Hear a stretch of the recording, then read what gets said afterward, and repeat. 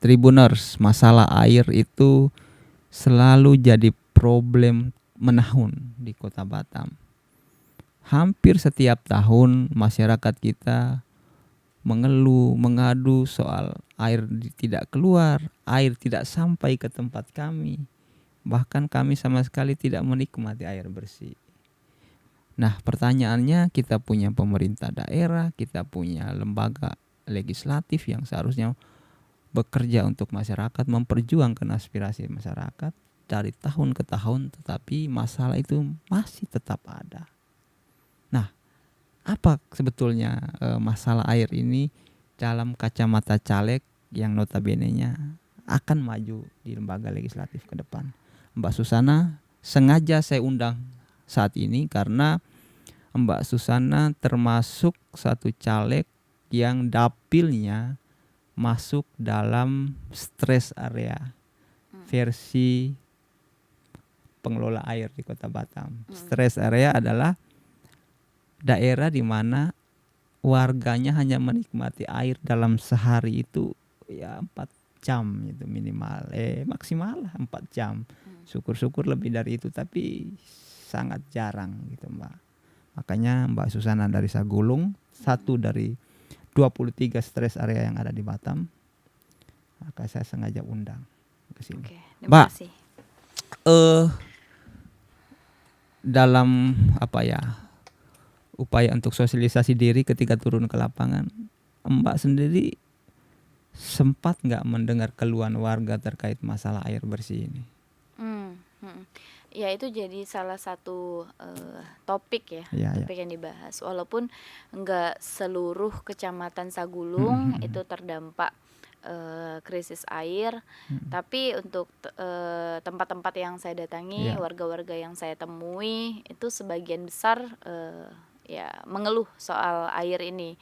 Jadi kalau tadi Bang Tommy bilang nyalanya 4 jam, itu kayaknya itu rumah saya. Kalau termasuk korban juga ya, Mbak? Iya, saya itu dari saya masih usia SD sampai sekarang saya punya anak usia SD, ya tetap aja 4 jam aja. 4 jam.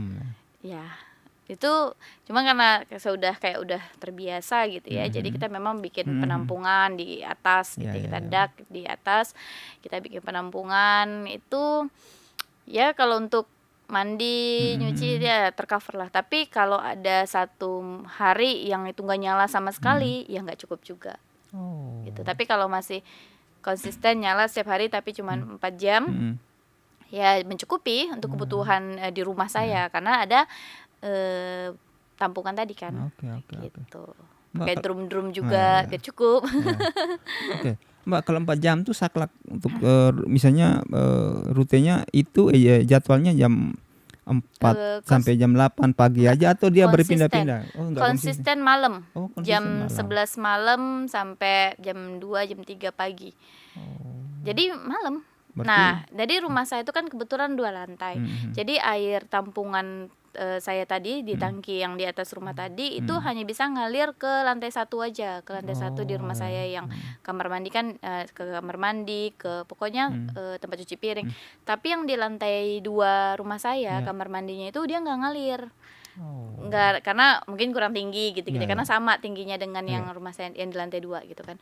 Nah, jadi nggak ngalir. Otomatis kalau saya mau isi drum atau bak yang ada di lantai 2 rumah saya, maka saya harus tunggu malam. Termasuk torannya itu, karena torannya kan pakai pelampung gitu ya. Jadi dia otomatis ngisi, itu yang ngisinya malam. Jam 11 sampai jam 3. Jadi kalau biasa suami saya tuh yang nungguin yang di kamar mandi, bayang di kamar mandi dia tungguin, bentar ya belum bisa ke kamar, lagi nungguin air. Nah, itu suami saya. Jadi saya sendiri, saya caleg ya juga mengalami hal yang sama dengan masyarakat. Ini kan yang nyalanya 4 jam.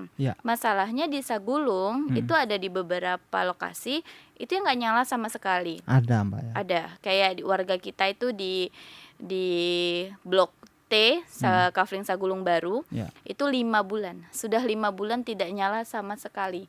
Jadi boro-boro 4 jam, tidak sama sekali nggak nyala. Itu ada. Itu di Saguba itu dan sekitarnya lah ya. Itu nggak nyala. Tapi jaringannya ada gitu, Mbak. Ada, mereka memang udah pasang meteran air, udah punya jaringannya, tapi yang nggak nyala sama sekali. Mbak pernah ke sana juga? Iya. Jadi 5 bulan itu memang ada pemerintah itu kirim atau dari ABH-nya itu kirim tangki air gitu ya melalui RT RW setempat. Tapi itu tidak mencukupi seluruh warga yang terdampak di RT RW situ. Jadi akhirnya warga malah jadi berantem karena rebutan air. Misalnya yang dapat kok melulu yang bagian depan saja, yang terdampak bagian belakang enggak, malah jadi ribut gitu kan. Karena nggak mencukupi semua dan bukan setiap hari lewat kan itu tangkinya. Akhirnya mereka bikin solusi sendirilah dengan beli. Jadi ada beli mobil tangki air, beli untuk diisi itu satu toren yang oranye itu penampungan itu 60.000. Nah itu mereka bisa bertahan untuk 3 hari dengan catatan hanya untuk cuci piring skala rumah tangga, kemudian mandi ya rumah tangga yang standar lah ya, ayah ibu anak gitu. Nah itu bisa 3 hari. Akhirnya baju itu mereka laundry. Baju mereka laundry. Iya, akhirnya kan pengeluaran karena dampak air ini kan jadi tinggi kan. Dia harus beli itu untuk minum pakai air galon, air isi ulang galon. Kemudian dia harus beli air tangki tadi, kemudian dia harus laundry lagi gitu kan. Jadi itu biayanya kan jadi tinggi. Kalau misalnya air jalan hanya bayar tagihan spam saja misalnya kan tidak sampai segitu. Nah, itu baru dari segi biaya, dari segi dalam nominal uang. Segi emosional lebih banyak lagi kan. Ya kesel, kok rumahnya nggak kebagian tangki air gratis satu. Kesel karena air nggak nyala udah 5 bulan. Emosi ya kan bisa berdampak ke rumah, ke situasi rumah, ke anak, ke suami gitu-gitu. Kemudian juga kesel karena mungkin pendapatan masih terbatas, tapi pengeluaran makin nambah banyak gitu-gitu. Nah nilai kerugian emosional ini yang menurut saya itu lebih banyak daripada tadi yang kerugian. Jadi masyarakat tuh double. Terus keluhan warga juga, biaya untuk sambung baru kan tinggi kalau di Sagulung, dan itu bisa beda-beda. Tergantung jaraknya. Tergantung lokasinya. Jadi kalau di kafling depannya itu mungkin 5 juta misalnya ya. Di depannya lagi bisa 6,5 juta gitu ya. Nah itu bisa beda-beda kalau kontraktor yang menghandle pun berbeda-beda. Jadi biaya pasang tinggi gitu ya. Udah dipasang mereka juga harus sabar tingkat tinggi karena tadi airnya juga enggak jalan. Kalau jalan pun kecil atau cuma 4 jam, macam-macam ya permasalahannya. Kemudian juga harus kalau terpaksa harus membuat tempat untuk menampung air, otomatis kan harus siapin lagi budget untuk bikin itu gitu ya. Jadi mereka mahal. Akhirnya kalau yang di dekat jalan besar itu nggak semahal itu. Jadi semakin ke dalam biaya pasang barunya tuh lebih semakin mahal gitu kan. Kalau kita ngomongin secara nilai ekonomi, ngomongin secara hukum ekonomi gitu ya. Kalau harusnya kan kalau kita bayar itu lebih mahal, harusnya kita mendapatkan produk lebih premium, ya nggak sih? Iya kan? Kita sama-sama mau beli kue nih, beli risol lah gitu ya. Yang satu risol harganya 2.000, yang satu risol harganya 3.000. Harusnya kan kita lebih beli, kalau beli yang 3.000 ya dapat produknya lebih premium gitu kan. Karena ini sama-sama di Batam gitu ya. Kalau alasannya karena jalur distribusinya makin jauh, makanya harganya makin tinggi gitu ya. Nah, kita kembalikan lagi. Artinya kalau memang biaya material pipa, kemudian upah tukang itu dibebankan kepada warga yang pasang air gitu kan. Harusnya aset pipa itu jadi punya warga dong. Logikanya. Ya enggak? Ya kan? Jadi dan kalau misalnya begitu memang begitu, artinya harusnya boleh ada opsi warga tanam pipa sendiri. Ya enggak? Anda tahu warga ada yang enggak percaya, masa biaya pasang segitu, coba aku kerjain sendiri mungkin ya. Karena saya sudah ketemu warga, mereka ada sempat bunyikan seperti itu. Nah, kalau memang karena mahal, karena tadi untuk untuk upah galian untuk pasangnya gitu-gitu ya. Kalau itu memang dibebankan kepada warga 100%, ya berarti itu kan asetnya kita, benar nggak? Kalau kita yang bayar kok, berarti punya kita dong pipanya, ya kan? Nah kalau memang begitu, artinya ada opsi ya kita gali sendiri. Jadi kayak skema gotong royong gitu ya. Saya gali sendiri kan nggak perlu bayar upah, akhirnya bisa menurunkan harga, ya nggak? Nah, harusnya kan begitu.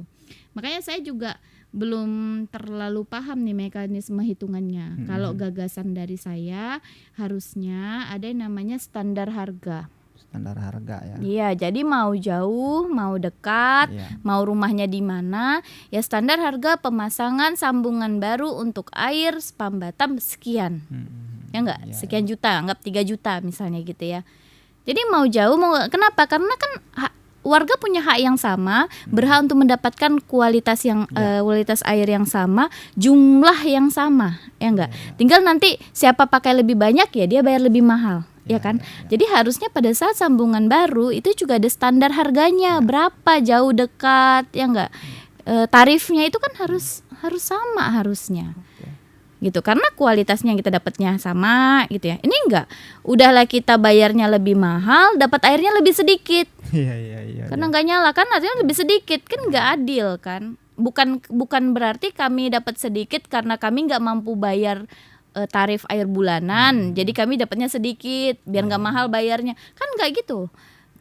Kita enggak dapat air bukan karena kita enggak bisa bayar, tapi kita enggak dapat air karena bukan kesalahan kita, gitu loh. Tapi dari penyedia yang tidak mampu mengalirkan air ke situ, kan gitu. Oke.